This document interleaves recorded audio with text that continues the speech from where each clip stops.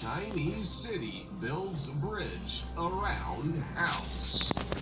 This curious house has recently become very famous in China.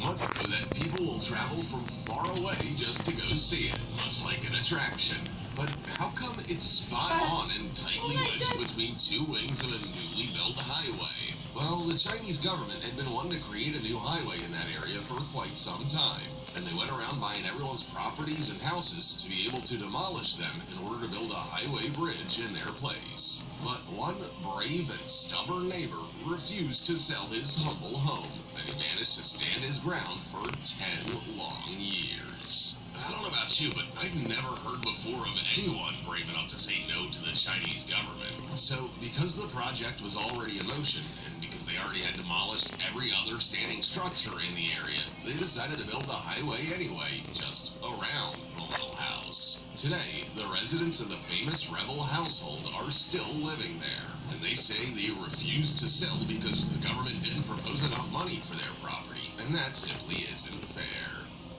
Number 13. Veracochang's Last Stand.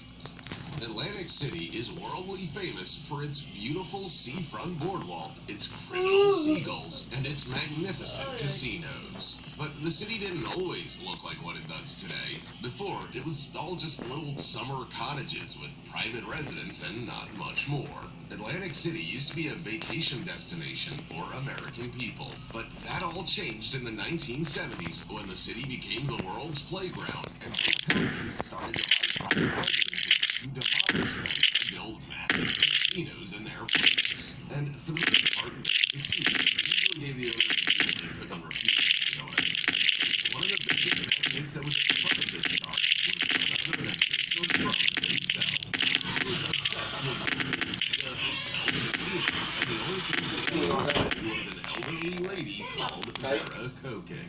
She simply refused to sell